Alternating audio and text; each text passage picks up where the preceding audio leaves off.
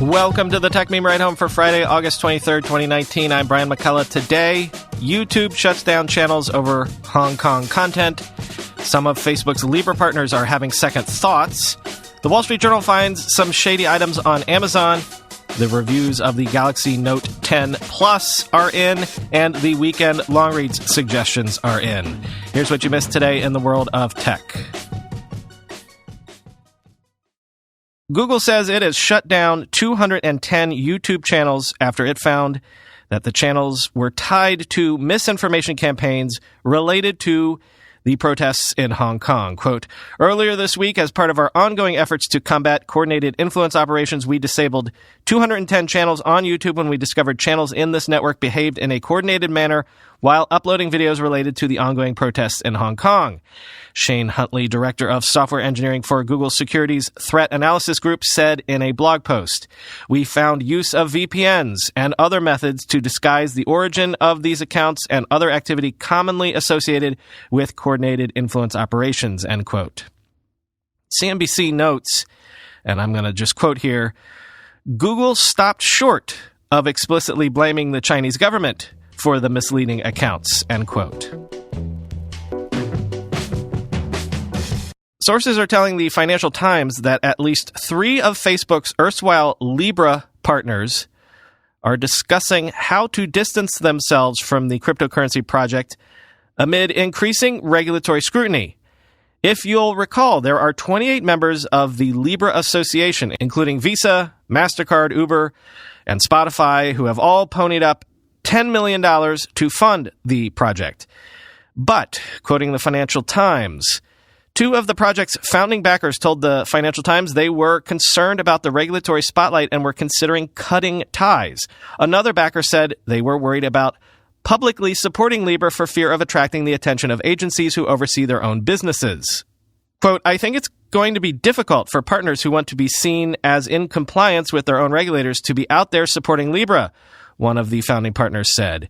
With Libra's backers not speaking out in support of the digital currency, Facebook, in turn, has become exasperated by the members, according to 2 people close to the project. Quote, Facebook is tired of being the only people putting their neck out, said one of the Libra backers. Both Facebook and the Libra Association declined to comment, end quote. The implication in the story is that the various partners have been spooked by the intense pushback from the regulators, and Facebook is getting tired of being the only one out there with their neck on the line for the project. Here's one more quote from one of the unnamed partners. Quote, some of those conversations about regulation should have taken place before the launch to understand how regulators would think about this, so there wasn't so much pushback, end quote. Ah, yes, but you signed up with the Move Fast and Break Things crew. Careful behind-the-scenes table setting and getting buy-in from stakeholders and regulators is not how they tend to do things, right? Again, I said it before, it's not outside the realm of possibility that Libra never sees the light of day. I mean, I do think we'll see Libra come to reality at some point, but in what form and in how many places around the world is becoming a bigger question. So this is not good for Amazon from a completely new regulatory angle. An investigation by the Wall Street Journal found 4,152 items on Amazon for sale that were declared unsafe by federal agencies, or are deceptively labeled, or are banned by regulators. Among these items, at least 2,000 of the listings were for toys or medications which lacked warnings about risks to either children or health. Quote, the journal identified at least 157 items for sale that Amazon said it had banned, including sleeping mats the Food and Drug Administration warns can suffocate infants. The journal commissioned tests of 10 children's products it bought on Amazon, many promoted as, quote, Amazon's choice. 4 failed tests based on federal safety standards, according to the testing company, including one with lead levels that exceeded federal limits. Of the 4,152 products the journal identified, 46% were listed as shipping from Amazon warehouses. After the journal brought the listings to Amazon's attention, 57% of the 4,152 listings had their wording altered or were taken down. Amazon said that it reviewed and addressed the listings the journal provided and that company policies require all products to comply with laws and regulations. Quote, safety is a top priority at Amazon, said a spokeswoman. Amazon uses automated tools that scan hundreds of millions of items every few minutes to screen would-be sellers and block suspicious ones from registering and listing items, using the tools to block 3 billion items in 2018, she said, end quote. The way the journal has framed this investigation is interesting. The headline literally reads, Amazon has ceded control of its site, with the subhead saying, just like tech companies that have struggled to tackle misinformation on their platforms, Amazon has proven unable or unwilling to effectively police third-party sellers on its site, end quote. So again, it's been Amazon's alleged behavior with third parties that has drawn anti-competitive and antitrust scrutiny. And now it is Amazon's alleged inaction policing those same third-party merchants that is drawing attention of a different kind. What sort of attention? Quote, this article raises real concerns about whether Amazon is profiting from widespread deception on its platform. Deceptive acts or practices can threaten our health and safety and are unlawful under the FTC Act, end quote. That was a tweet from just this morning by Rohit Chopra, the commissioner of the Federal Trade Commission. The Galaxy Note 10 went on sale today. Actually, both versions, the Note 10 and the Note 10 Plus. So let's do a quick review roundup, but we're going to do the Note 10 Plus specifically because they're generally the same phone, really, and honestly, if you're interested in going down the Note road, you're likely interested in going big or going home, right? In Gizmodo, Sam Rutherford says that the Galaxy Note 10 Plus is, in his words, damn near perfect. Quote, in the end, while no phone is utterly impeccable, the Note 10 Plus comes incredibly close. It's got big power, big specs, and the biggest, most glorious display you can get right now. Sure, the lack of a 90 hertz screen and a headphone jack might make this phone non-starter for some. The S Pen's air actions are a solution in search of a problem, and Samsung's low light mode isn't quite as good as Google's night sight. But those quibbles are just tiny knocks against what is otherwise the most flexible and well-equipped phone on the market. Between its built-in stylus and productivity potential, the Note 10 Plus doesn't really have a competitor that delivers anywhere near the same experience, end quote. In Wired, Lauren Good is a bit more measured, calling the Note 10 Plus overkill, but beautiful overkill. Her Wired versus Tired rundown goes like this. Wired, more phone and more power in a phone than you might ever need. It's actually a challenge to drain the battery. S Pen is still a convenient and fun alternative form of input. Reflective Aura Glow finish is smudgy, but cool. Tired, too darn big. DeX, Samsung's solution for running a mobile OS on your laptop, is finicky. For $1,100, you're not getting a whole lot more technology than you'd get with the $800 Galaxy S10 Plus. She gives the phone 8 out of 10. And an 8.5 from The Verge, where Dieter Bohn says the screen is beautiful and handwriting recognition with the S Pen is neat, but overall, Samsung's software game has backslid a bit into confusion. And yes, he concurs, DeX is a mess. Quote, the specs, massive screen, and design combined to make the Note 10 Plus a smartphone that goes to 11 for $1,100. And again, there are Android phones and even Samsung phones that cost hundreds of dollars less and get you nearly there. The OnePlus 7 Pro is amazing. The Pixel 4 is only a couple of months away. And the Galaxy S10 Plus is not all that different from the Note. Every one of those phones is a more sensible purchase than the Note 10 Plus, but none of them are anywhere near as nice to hold, look at, or use. I love how luxurious the Note 10 Plus's hardware is, but I can't say that's a good reason to buy this phone either. That means, for most people, it really does come down to the S Pen stylus. It may work like a wand, but it's not so magical that I think non-stylus people will be enchanted enough to spend hundreds of dollars extra to get the Note 10 Plus, end quote. Time for the weekly weekend long read suggestions. First up, again, that best tweet from crypto history from our sponsor BRD. First link in the long read suggestions.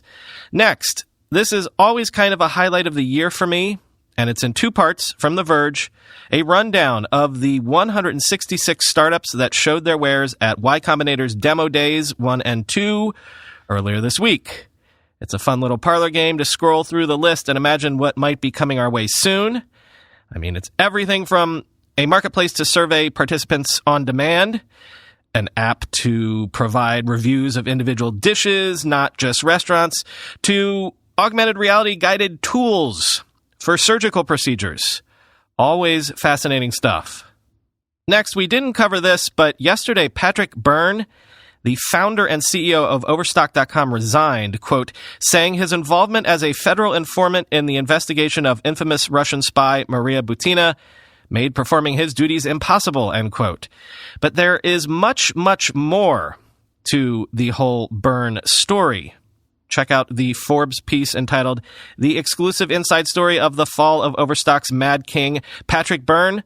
That does exactly what the title implies, giving you the whole long, weird saga. And you know, I continue to be fascinated with The Athletic. To quote our friend Jay Yarrow, quote, what I like about The Athletic as a business is they're just going for it. They have a point of view, a plan, and it's all about execution. It's either going to work or it won't. Burn money, grow, see if you can find cruising altitude, end quote. Quoting from this deep Business Week profile that I'm directing you to.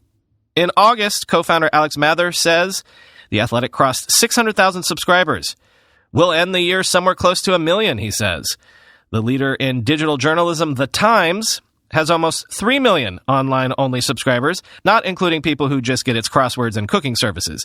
The Wall Street Journal has 1.8 million. The Washington Post has more than 1.5 million as of last year, and the Financial Times, about 750,000. All four were founded in the 19th century and have carried a loyal readership into the internet age. The Athletic posted its first story 3.5 years ago. The question is whether The Athletic can make money. It has yet to turn a profit. Venture capital investors have poured more than $90 million into the site to date. In the most recent fundraising round, a $22 million investment the Founders Fund led in May, the company was valued at about $500 million, says a source familiar with the offering. The Athletic declined to comment on its valuation. The early numbers are impressive, but more than one person interviewed for this story made comparisons to the ill-fated National Sports Daily. The tabloid started in 1990 and spent $150 million to poach top writers before folding 18 months later, end quote. And I continue to monitor the Chinese-U.S. tech Cold War and all of its facets, not just the trade war stuff. As this piece in the Washington Post puts it, the quantum computer revolution is coming, and Chinese scientists and researchers are the odds-on favorites right now to get to quantum computing first. Quote, quantum bits, or qubits, which are often atoms, electrons, or photons, can exist as zeros and ones at the same time, or in any position between, a flexibility that allows them to process information in new ways. Some physicists compare them to a spinning coin that is simultaneously in a heads and tails state. In a recent talk, Pan Jianwei, called the father of quantum in China, detailed how China is harnessing qubits to safeguard its communications from hacking, one of the fields in which China appears to have a lead over the West. Pan and his team are aiming to launch a constellation of satellites and a nationwide fiber optic network that use qubits to securely transmit information. An almost 1,300-mile fiber link connecting Beijing, Shanghai, and other cities is already up and running. So is a satellite China launched in 2016, which has conducted several prominent experiments, including facilitating a hacking-resistant video conference between Beijing and Vienna, end quote. So, are you ready to have sex with robots? Wired says we're kind of already there. Quote, almost nobody buys sex robots. They're expensive. They're heavy. They don't fit in a bedside drawer. The idea that the future of sex will be slavering over custom-made silicon replicas is as interesting as it is unlikely. Think about it. The people interviewed in sex robot stories are never surprised to find themselves besotted with an inanimate object. In other words, the people who were going to be interested in having sex with a real doll knew they were interested in that kind of sex before real dolls existed. The real robosexual revolution will be, and already is, more software than hardware. And it's this version of the story fewer people are talking about, end quote. Finally, from Polygon, let me introduce you to YouTube's Vaporwave scene. Not vaporware, vaporwave. Quote, Vaporwave first sprang up in the early 2010s by satirizing pop culture, usually through reimagining nostalgic shows, films, or moments through glitch art or psychedelic edited animation set to chill music. That's as close to a definite description as possible, as Vaporwave is also continuously changing. YouTube's specific Vaporwave reemergence isn't reliant on nostalgia, but is defined by its culture of vulnerability and recognizable sadness. Lounge music is replaced with lo-fi chill hop or variations on popular sad rap from artists like Lil Peep, end quote. BoJack Horseman and Rick and Morty fans, heads up, I've got a rabbit hole for you to go down on YouTube this weekend. So I trust you all enjoyed your Taylor Swift present under your Spotify Christmas tree this morning. Do you know that in our dashboard for podcasters on Spotify, they share with us the top 5 listened to artists by people who listen to your podcast? Do you want to know who are the big 5 that y'all are listening to? Taylor Swift is one of them. Also, Ed Sheeran, Drake, Kanye West, and the Chainsmokers. So I guess I know what a lot of you will be doing this weekend. You'll be streaming the album Lover. Enjoy. We've got one weekend bonus episode this weekend coming tomorrow. After that, I'll talk to you again on Monday.